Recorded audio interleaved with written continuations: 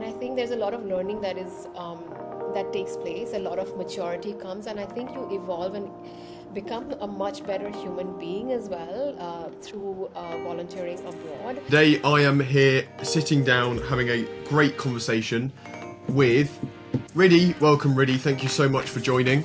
Hi, pleasure to be here. Thank you very much. I really, really appreciate it. I never like to sit here and just reel off all of your kind of achievements and stuff because I feel like it's so much more meaningful if it comes from you. So for everybody listening, can you just give a little bit of an intro as to who you are and what you do? Okay, so I'm Ridhi Patel, and I'm the founder and director of Volunteering Journeys. And we are a social enterprise, a socially responsible organization that provides unique volunteering and travel opportunities for people who want to enjoy amazing adventures and, of course, learn new skills. So that's what we do. We operate in 10 destinations, including India, Vietnam, Peru, South Africa, Costa Rica, to name a few. And we do conservation programs, we do community-based humanitarian programs across the globe. So yeah, people can come and join us and experience something different and something new. Amazing, amazing. It sounds incredible. It's always been something that really, really fascinated me traveling, but I don't know why I never gave myself the opportunity to do it. So, I think it's really great what you and volunteering journeys are doing. It sounds like a really, really great cause and a really good opportunity for young people. I suppose my first question before we dive into it is why did you set up volunteering journeys? What was it that compelled you to set up this organization? So, what compelled me to set up the organization is my passion for travel and also very immersive travel. I always loved traveling to places, but never really wanted to be a tourist. And I always felt that, we as tourists take a lot, but we never give back. And I started exploring options of volunteering myself, and I really enjoyed it. I loved the idea of connecting with local communities and, seeing a country in a different way, which you can through volunteering, and you meet locals. You can contribute towards social causes and really make a big impact. And I felt that that was really the biggest draw for me when I set up my company. I wanted to create projects and programs that were really immersive, which were culturally rich, and which were really which would really bring out a lot of like learning for somebody as well, because that's what I experienced when I did my volunteering abroad. Amazing. And that's really, really good segue there because I was just about to ask you, you talked about really, really loving travel and immersive travel, and I wanted to know where that passion came from and kind of like the coolest and most immersive place that you'd been. So I've always loved travel, but I was not so financially able to do so until I started working.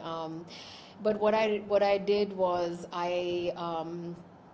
when I started working after university, um, I started traveling to places where I could um, volunteer whenever I could. And for me, South Africa was quite life changing. I grew up in India, I've lived in the UK, but for me, South Africa was the turning point where I really sort of love the outdoors. I love the culture. It was something new for me. And I was volunteering on a conservation project, with wildlife. And it was just absolutely amazing, something which I'd never done, and I loved it. And so, yeah, I set up my company after that. Amazing. I've always wanted to go to South Africa. It sounds incredible and it's definitely on my bucket list. Um, So you've touched now a couple of times on a few of the countries that volunteering journeys offers opportunities in. So I know you'd spoken about Costa Rica, India, Sri Lanka, places like that. But when the volunteers actually get to those countries, what kind of opportunities are there ready for them? So every place has its own, we offer different opportunities in different countries. India, for instance, we offer more community-based projects, such as teaching children, working with disabled kids, women's empowerment, which is one of my personal favorites. and also school renovations. We work with communities in India, in Fort Kochi in Kerala, and in other places like Sri Lanka, we also run, and we've tied up with conservation experts that run amazing programs with wild elephants, and we do a sea turtle program, for instance, in Costa Rica. So every country has its needs and has a need for volunteers in certain areas, and we try to sort of serve that basically. Amazing. Yeah, I think what you're doing and what the volunteers are essentially doing is incredible because it's mutually beneficial. I think for the volunteers, obviously they're getting a good experience, getting to travel abroad, getting to do something which is socially responsible, but then also obviously the communities they're going to are benefiting from the work they're doing. So yeah, I really hats off to you for setting up an organisation that is truly inspirational. Um, I've got some questions written down here based on some of the things that we think our listeners would like to hear. So, firstly, why is volunteering such a great opportunity? And when I say that, I mean especially abroad. I think you speak to a lot of kids in the UK, especially nowadays. They do their Dear V here in the UK, Duke of Edinburgh Award, and part of that is volunteering. So a lot of kids nowadays are having an element of volunteering in their life. But why do you think it's so special doing it abroad? What do you think the extra value is from doing it overseas? So, I mean, I personally think that, I mean, everyone can volunteer in their own country, We do that in India, we can do that in South Africa, wherever you live, you can volunteer essentially. But when you go abroad, you really are broadening your horizons a little bit. You're learning about a new culture. You're becoming more tolerant about see, we all live in a global society now. We it's not that United Kingdom just has British people. You've got like so many immigrants there, so many refugees now, and we need to learn a little bit about them as well, and that comes through travel and going to countries that are developing, to understand the history, to understand the culture, to understand why certain people behave the certain way. And I think there's a lot of learning that takes place. A lot of maturity comes, and I think you evolve and become a much better human being as well through volunteering abroad, because you are not only outside your comfort zone. So, of course, it's very comfortable to be at home and volunteer, but this is completely a different space. You're in a different country. The norms are different. The societal expectations are different. You have to dress in a certain way. You have to speak in a certain way, and so there's a huge difference, and you're really out of your comfort zone. And so when you put yourself in a situation which challenges you, I think there's much more learning and much more deeper learning and understanding and appreciation of other people as well. So I think that's the biggest takeaway from volunteering abroad as opposed to volunteering at home. Great. No, that's really really great advice. I think when people hear volunteering, they probably assume that you can volunteer anywhere and it's the same. But I think you've put a really really strong case forward for the extra value you get from going abroad, which is great. So we've heard now from you, Ridhi, about the kind of the benefits of volunteering and about what you and volunteering journey does. I suppose now I'd like to just talk a little bit about like some actual real life, real life examples of stuff that you've done. Is there a story in particular of one volunteer that's partnered with you at volunteering journeys that really puts a smile on your face? So maybe someone that's achieved something extra special, or somebody that started off having a really tough time but overcame massive challenges, or something like that. Is there a story that really makes you and the volunteering journeys team really proud? We have so many amazing volunteers that come through that it's difficult to always, pick one. But I think for me, I've always admired young volunteers, and I had a young girl who came from Denmark and who had never traveled abroad. She'd just been to Europe. She had never left, Europe. So, So Asia was completely a new place, and she had come to India on our women's empowerment program. And this girl just transformed into someone completely different from what she came. She was quite scared, she had this apprehension of safety and what India is going to be like, because there's so many stereotypes. But then when she came, all of those stereotypes broke away. She realized that she was fearing something which was not even relevant. People are people all over the world. Everyone. It's not as unsafe as she expected it to be. People were so nice to her, and I saw her connect with the community. I saw her connect with these women so deeply.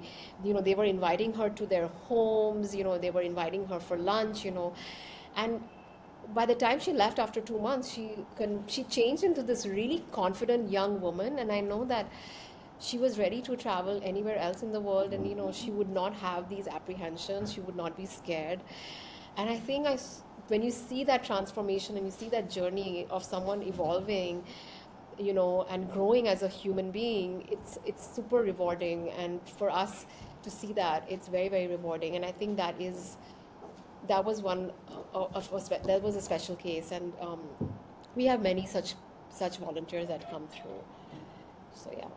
That's a really, really lovely story. I think it is really lovely to hear you speak about it, especially knowing that it came from something that you had built, and it feels like it gives you a kind of immense sense of pride, knowing that you played a part in that young woman's development, essentially.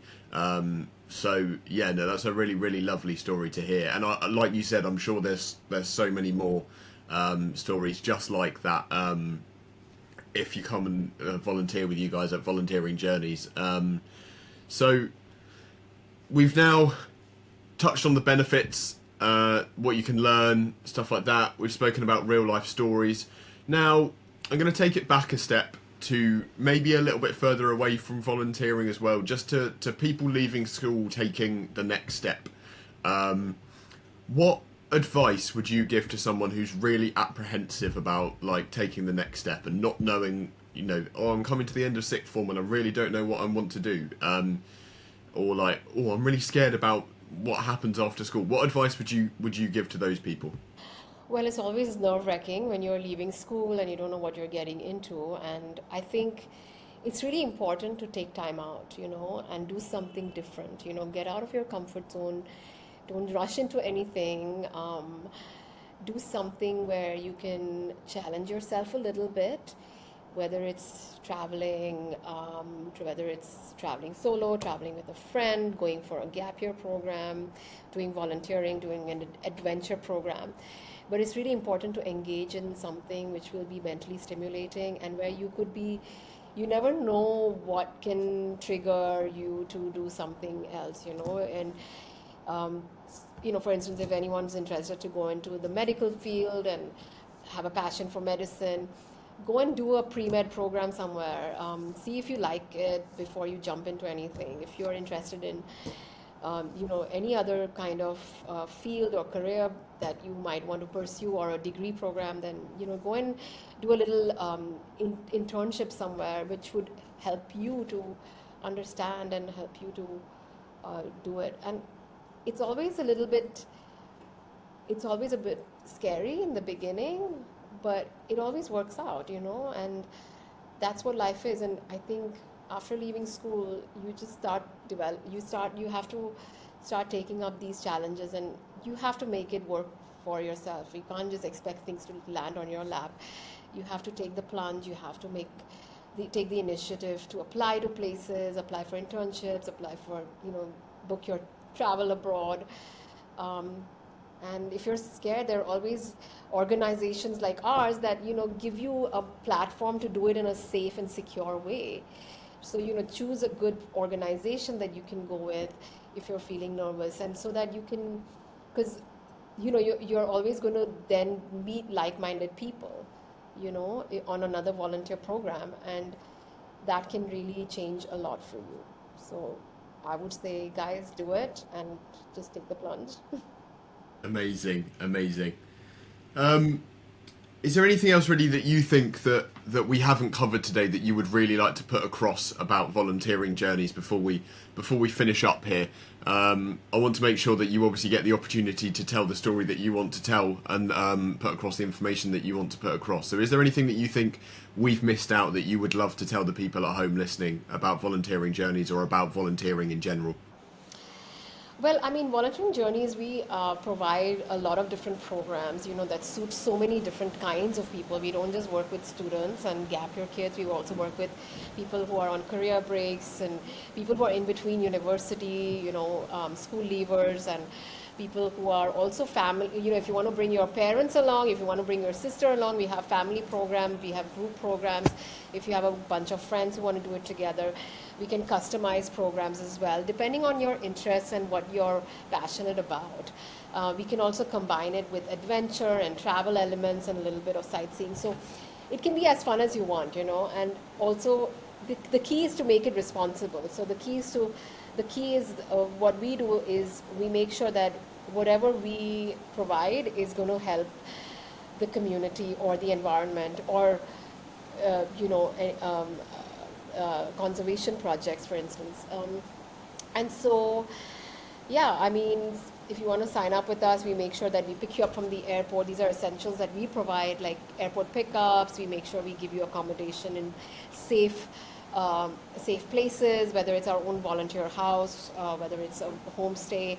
We have trained and very experienced staff in almost every single project and every single destination, and very passionate staff as well, so they will help you to really immerse yourself in the country.